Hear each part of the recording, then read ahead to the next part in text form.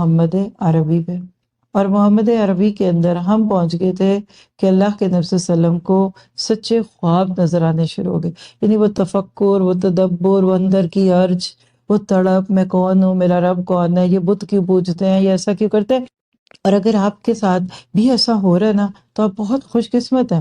دور قرآن کے دوران تو اللہ نے آپ کو ایک صرف بیپ دکھائی ہے لائٹ کی، دور سے ایک روشنی ہوتی ہے نا سمندر میں، تو بحری جہاز اس کو فالو کر رہا ہوتا ہے۔ یہ دور قرآن جو ہے نا ایک بیپ تھی، اور اب تو مجھے لگے گا 20 پاروں کے بعد یوں پھسلے گا، تو جیسے ریت پھسلتی ہے۔ ہر پارہ پڑھانے کے بعد یقین ہی نہیں آتا کہ یہ پارہ ہو گیا، اور بے چینی ہوتی ہے کہ اگلا پارہ کب پڑھائیں گے۔ یہ سارے سٹیپس ہدایت کے راستے میں آتے ہیں۔ کبھی یہ نہیں ہو سکتا کہ آپ چلبلے پن میں اچھلتے کودتے اور آپ کو ایک دم ہدایت مل جائے۔ ہدایت کے کچھ سمٹمز ہوتے ہیں نا، اللہ کے نبی ان میں سے گزر گئے۔ اب خواب آنے شروع ہے۔ جب خواب صبح کی طرح روشن ہو جاتا، اس کی تعبیر کھل کر سامنے آ جاتی اور نامعلوم باتیں بھی معلوم ہو جاتی، تو آپ بہت فکر مند ہوتے۔ آج بھی ہر اس بندے کے ساتھ ہوتا ہے جو قرآن کو شعور سے پڑھتا ہے، ذہن میں طرح طرح کے خیالات گونجنے لگتے، اور آپ کو اپنے بارے میں شبہ ہونے لگتا۔ آپ اپنی فیلنگ حضرت خدیجہ رضی اللہ عنہا سے شیئر کرتے، یہاں آج کے بارے میں بھی ہم پڑھیں گے، اور خدیجہ کا کردار آپ کے لیے ضرب المثل ہے کہ اچھی بیویاں اپنے شوہر کی ہر طرح کی سیٹسفیکشن کرتی ہیں۔ کوئی بات کو ڈاؤٹ ہے، جاب میں یہ ہو رہا ہے کہ میری جاب چلی نہ جائے، مجھے یہ نہیں ہو جائے، وہ نہ ہو، جو باتیں نا شوہر بیوی ایک دوسرے کے ساتھ شیئر کرتے ہیں اور کرنی چاہیے۔ رشتہ ہی اس طرح کا اللہ نے بنا دیا، سارے رشتے دنیا کے جمع کریں نا، ماں بچے کا، بھائی بہن کا، اور جو بھی، تو ان سب کو جب جمع کر کے ایک جگہ کر دے تو وہ شوہر بیوی کا رشتہ بنتا ہے، کیونکہ بیویاں ماؤں کی طرح کیئرنگ بھی ہو جاتی ہیں، شوہر باپوں کی طرح سپینڈ کرنے والے بن جاتے ہیں، ٹیک کیئر کرتے ہیں۔ بڑھاپے میں اور کچھ نہیں نا تو ایک دوسرے کو اٹھا اٹھا کے گولیاں دے رہے ہوتے ہیں، یہ کھا لو، تمہاری دوائی کا وقت آ گیا، چلو آؤ تمہارا ہاتھ میں پکڑتا ہوں۔ ایک کو نظر صحیح نہیں آتا، دوسرے کو سننا صحیح نہیں آتا، دونوں مل کے اپنی کمی پوری کر کے طواف کرنے نکل جاتے ہیں۔ یہ ہوتا ہے۔ حضرت خدیجہ کو آپ جا کر سناتے کہ آج کل میرے دل پر کچھ بیت رہی ہے، یہ سوچتے۔ حضرت خدیجہ رضی اللہ عنہا آپ کی باتیں بڑی توجہ سے سنتی، اور بیویوں کو سننی چاہیے، شوہروں کو بھی سننی چاہیے، تو دونوں کو سننی چاہیے، یہ رشتہ برابر کا ہوتا ہے۔ خیر، ڈھارس بندھاتی ہیں، آپ کی تسلیاں دیتی، جس کو آپ اپنی زبان میں کہہ سکتی ہیں کہ آپ فکر نہ کریں۔ کبھی آپ کو لگتا تھا کہ مجھے ایسے وسوسے اور خیالات کیوں آ رہے ہیں؟ خیر، اسی دوران کیا ہوا، رمضان کا مہینہ آیا، آپ پھر حسب عادت غار حرا میں چلے گئے، ہر چیز سے ہٹ کر غور و فکر اور عبادت میں لگ گئے۔ کسی وقت گھر جاتے اور ایک دوسرے سے آنکھیں ٹھنڈی کرتے، کھانا پانی کچھ بھی ہوتا۔ اسی طرح نبی صلی اللہ علیہ وسلم غریبوں کو بہت دیتے تھے، محتاجوں کو دیتے تھے، سخاوت بہت تھی۔ رمضان کے کچھ دن گزر گئے۔ ایک روز آپ غار حرا میں آرام فرما رہے تھے، جبرائیل علیہ السلام جب نبی صلی اللہ علیہ وسلم کو پہلی دفعہ ملے تو اپنی اصلی شکل میں نہیں ملے، ایک انتہائی حسین و جمیل کردار تھا کوئی، اور جبرائیل بعد میں بھی جب آتے رہے نا تو کسی روپ میں آتے تھے۔ فرشتوں کو اللہ نے جو خوبیاں دی ہیں اس میں ایک خوبی ہے کہ یہ ٹرانسفارم کر لیتے ہیں، شکلیں بدل لیتے ہیں، تو کہتے ہیں کہ ایک انتہائی خوبصورت شکل تھی۔ فرشتے نے کہا اقرا، آپ گھبرا گئے، آپ نے کہا کہ وما انا بقاری، کہیں آتا ہے ما اقرا، میں نہیں پڑھ سکتا، کیونکہ آپ لکھنا پڑھنا نہیں جانتے تھے۔ اس کے تو آپ کو اپنے اوپر ایک بوجھ محسوس ہو رہا ہے، اور آپ کو ایسے لگا کہ میرا جسم بھج رہا ہے۔ پھر فرشتے نے چھوڑا، پھر کہا اقرا، ایسی کیفیت 1 سے 2 بار ہوئی، تیسری بار ہوئی، آپ کو اپنا سانس گھٹتا ہوا دکھ رہا ہے، اور جب تیسری بار آپ کو فیل ہوا ایسا گھٹن، تو اس کے بعد آپ کی زبان پہ اللہ تعالیٰ نے یہ آیت نازل کر دی، اقرا بسم ربک الذی خلق، خلق الانسان من علق، اقرا وربک الاکرم الذی علم بالقلم علم الانسان ما لم یعلم۔ سورۃ الگ کی 5 آیتیں۔ پڑھو اپنے رب کے نام کے ساتھ جس نے پیدا کیا انسان کو خون کی پھٹکی سے۔ پڑھو اور تمہارا رب مہربان ہے جس نے قلم سے سکھایا انسان کو وہ کچھ سکھایا جو اسے معلوم بھی نہیں تھا۔ پہلی وحی جس نے محمد بن عبداللہ کو محمد رسول اللہ صلی اللہ علیہ وسلم بنا دیا، وہ وقت آ گیا جس کا انسانیت کو انتظار تھا، وہ مسیحا اس دنیا میں آ گیا جس کا یہود اور نصارہ کو بھی انتظار تھا۔ حالات اور واقعات بتا رہے تھے کہ اس وقت انسانیت جس خرابی کا شکار ہو چکی ہے، جو برائیاں آ چکی ہیں، اگر اس وقت اللہ نے کسی کو مسیحا بنا کر نہ بھیجا تو ہو سکتا ہے کہ دنیا ویسے ہی ختم ہو جائے۔ آپ کے دل میں ایک عجیب سی کیفیت تھی، گھبراہٹ بھی تھی، خوف بھی تھا، حیرانی بھی تھی، جو ایک نئی فیلنگ آتی ہے۔ اور آج آپ اپنے اوپر لے کر سوچیں، جب پہلی دفعہ کوئی کسی بھی ایسی قرآن کی کلاس میں آتا ہے جہاں خاص طور پہ تفسیر چل رہی ہو، ابھی تو دورہ قرآن ہے نا، یہ تو ایک گول اورینٹڈ کلاس ہوتی ہے نا، میرا بھی گول ہوتا ہے کہ پارا پورا کرنا ہی کرنا ہے، اور آپ کے بھی ذہن میں چل رہا ہوتا ہے بیک آف مائنڈ، ہائی ابھی رک نہیں ہوا، ہائی یہ کب پورا ہوگا، ہائی ابھی تو آدھا بھی نہیں ہوا، ہائی ٹائم کم رہ گیا۔ میں سر فیلنگ آپ کی پڑھ رہی ہوتی ہے، فکر نہیں کرے، سب کی ہوتی ہے، لیکن اللہ کا شکر ہے کہ ہر دن پارا پورا ہو رہا ہے نا۔ تھوڑا وقت آگے پیچھے 19-20 کا ہو جائے تو کیا ہوا، یہی زندگی ہے۔ یہی اللہ تعالیٰ آپ کو سکھاتا ہے کہ بلیک اور وائٹ کے بیچ میں گرے ہوتا ہے۔ زندگی میں یہ فلیکسیبلٹی جو ہوتے ہیں نا، یہ کئی جگہ تو بہت ہی مشکل ہو جاتی ہے، لیکن نارملی یہ ایک اچھی بات ہوتی ہے۔ آپ خود بھی تھوڑے سے ریلیکس رہتے ہیں، دوسروں کو بھی بینیفٹ دیتے ہیں۔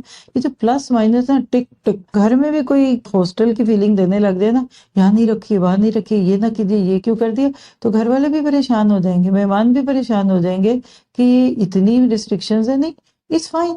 خیر، اللہ کے نبی صلی اللہ علیہ وسلم کی بات پہ واپس آ جاتے ہیں۔ آپ دل میں کچھ باتوں میں تھے، سوچ رہے تھے یہ کون تھا، اس کے بعد وہ منظر ختم ہو گیا۔ کون مجھے بتا کر گیا، آپ تیزی سے غار سے باہر آئے، جسم آپ کا کانپ رہا ہے، دل میں بار بار خیال آ رہا ہے کہ شروع میں تو جو خواب نظر آتے تھے وہ صحیح ہو جاتے تھے، اب یہ میرے ساتھ نیا کیا معاملہ شروع ہوا ہے۔ اب فیل کیجئے، یہ میں آپ کو کیوں بات بتا رہی ہوں، human level of prophet peace be upon ہم۔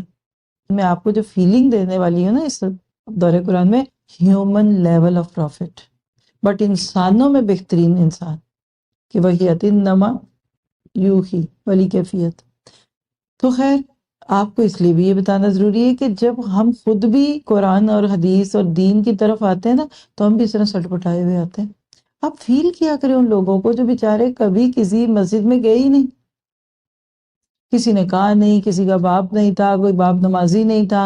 اب آج اگر وہ کسی دوست یا کسی استاد یا کسی مینٹور کے کہنے پہ پہنچ گیا تو کیا آپ اس کے کپڑوں پہ دیکھیں گے، اس کے ٹیٹوز دیکھیں گے، آپ اس کے نیز تک کے ٹراؤزر کو دیکھیں گے؟ نہیں، یہ اتنا بڑا سمندر ہے کہ جس کے کنارے پہ کھڑا بندہ ہمیشہ فیل کر رہا تھا میں ڈوب جاؤں گا، میں پی نہیں سکتا اس کو۔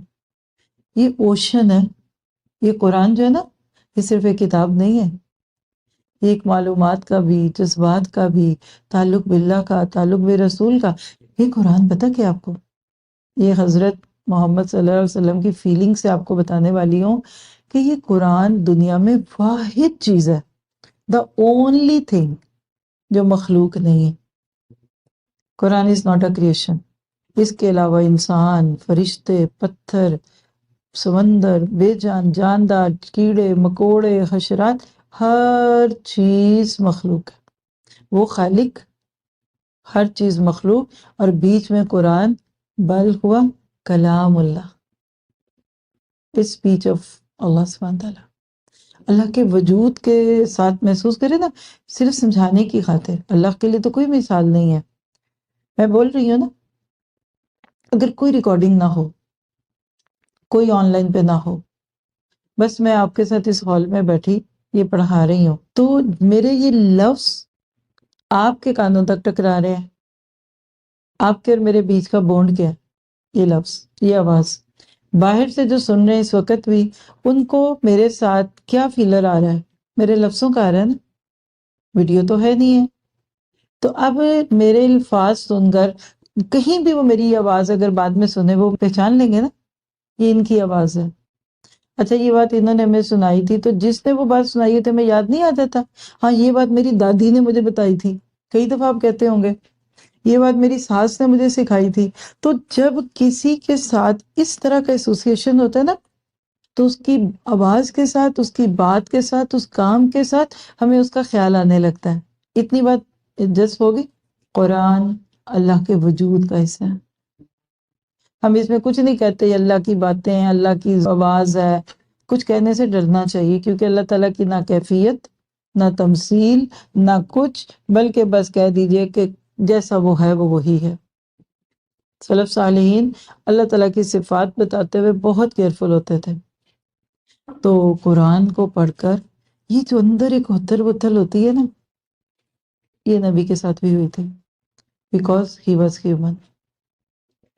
ہاں، انہوں نے مجاہدوں سے، عبادت سے، غار حرا میں غور و فکر سے اپنے اندر کے نفس کو بالکل ختم کر دیا تھا۔ آپ کے شیطان کو بھی اللہ تعالیٰ نے مسلمان کر دیا تھا کہ وہ آپ کو برائی کا حکم نہیں دیتا تھا، لیکن آپ کے اوپر یہ کیفیت ہوئی۔ اب اس میں کئی چیزیں آپ کو تفاسیر میں، سیرہ کی بکس میں دکھتی ہیں، کئی روایت سے یہ بھی ملتا ہے کہ آپ ابھی اسی کیفیت میں تھے تو ایک دم پھر آپ کو آواز آئی، آپ کا نام پکارا گیا، آپ نے دیکھا تو وہ وہی فرشتہ تھا جو انسان کی صورت میں تھا۔ لیکن ہم ان ساری چیزوں میں نہیں پڑھتے، بس اتنا کہہ دیجئے کہ آپ جب اتنے گھبرائے تو بالآخر پھر آپ بی بی خدیجہ کے پاس آ گئے۔ بی بی خدیجہ پریشان تھی کہ آج آپ گھر کیوں نہیں آئے؟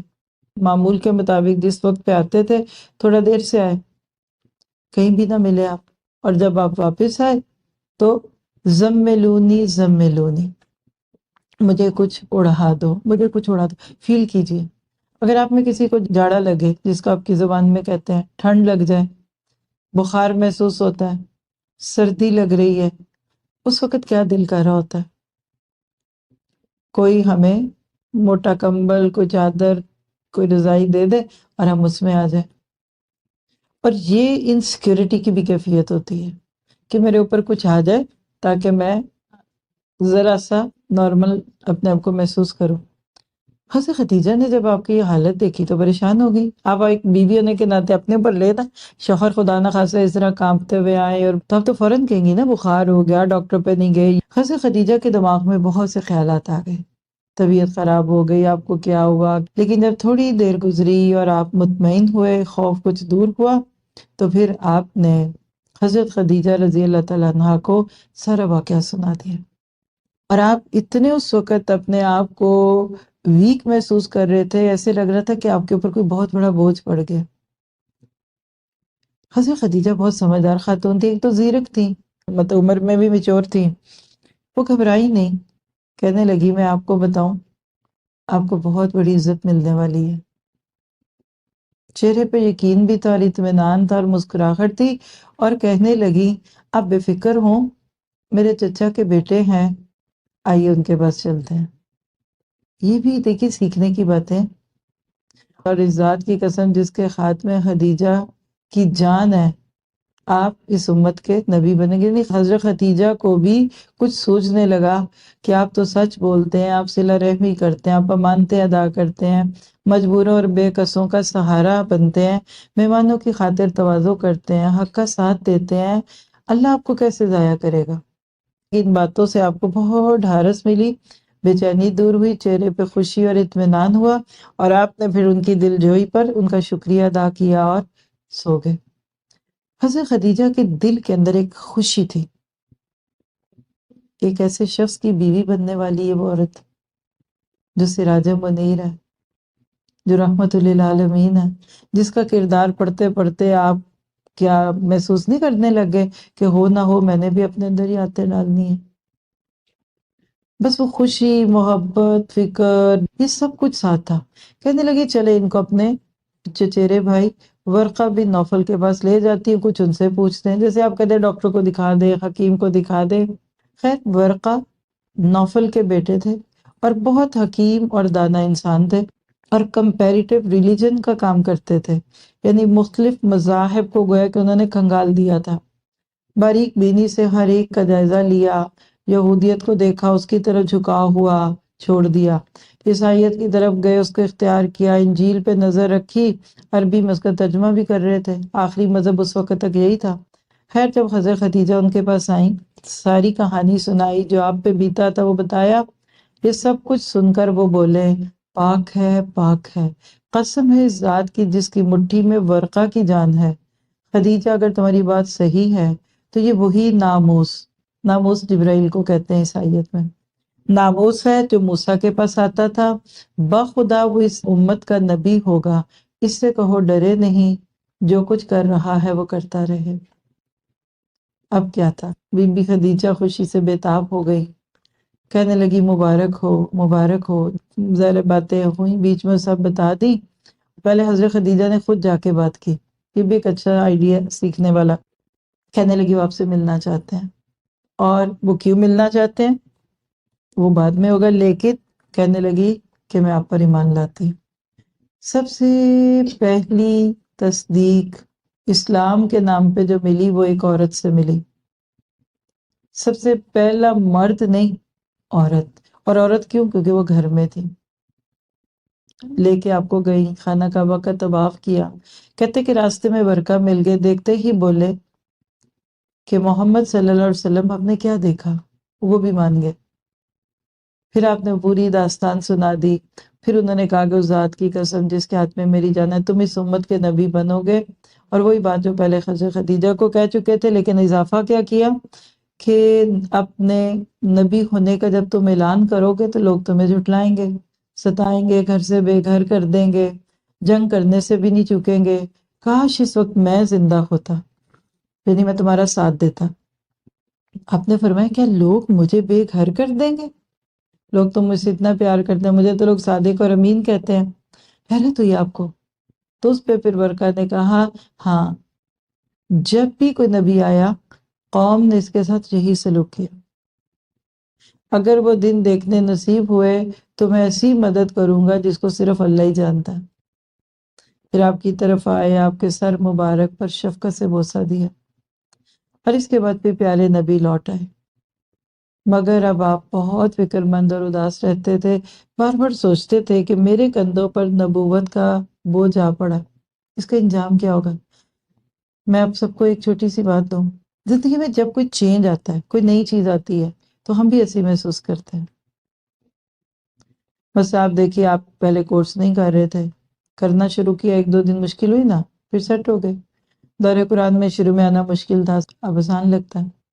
اسی طرح آپ سوچ رہے ہیں کہ میں تفسیر کورس کیسے کروں گی، ٹھیک ہے، بالکل بشریت کے تقاضے سے آپ کو مشکل لگے گا، ہائے مجھے لفظی ترجمہ کیسے یاد ہوگا، ہائے میں ہفتے میں 3 دن کیسے بیٹھوں گی اتنی دیر کمپیوٹر کے سامنے، یہ سارے وسوسے آپ کے ذہنین ہیں۔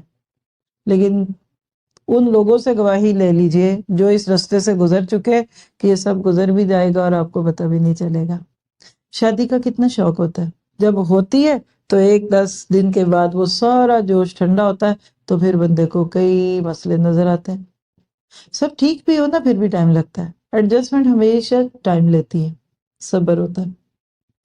اللہ کے نبی کو جو سب سے بڑی فکر تھی کہ میں یہ ذمہ داری کیسے ادا کروں گا، میں لوگوں کو کیسے بلاؤں گا، سیدھی راہ کیسے سجاؤں، یہ تو گمراہ ہے، حق سے بدکے ہوئے ہیں، اللہ سے بیزار ہے، بتوں کے پرستار ہیں، بدی کے علمبردار ہیں، نیکی سے بالکل ہی یہ دور ہو چکے ہیں، اور پھر غضب یہ ہے کہ ان کو اپنے اوپر مان بہت ہے کہ ہم بہت ٹھیک کر رہے ہیں، ہم بہت اچھے ہیں۔ تو آپ کہہ لیں کہ دل میں خیالات کا ایک طوفان اٹھا، اور جو کیفیت اس کے بعد ہوئی وہ کیا کہ آپ وحی کا دوبارہ انتظار کرنے لگے۔ آپ بھی انتظار کیجئے کہ اس کے بعد کیا ہوا۔ چین صرف اب ایک ہی چیز میں آئے گا، اور وہ یہ ہے کہ اس کتاب کے ساتھ گہرے تعلق کے ساتھ۔ تو یہ تھا نبی صلی اللہ علیہ وسلم کا ایک کردار جو اس وقت ہمارے سامنے آیا۔ چلیے درود پڑھیے، اللہم صلی علی محمد۔ اللہ کے نبی صلی اللہ علیہ وسلم پہ کروڑوں درود اور رحمتیں کہ جنہوں نے اللہ کا یہ پیغام اپنی جان پہ لے کے ہمارے تک پہنچایا۔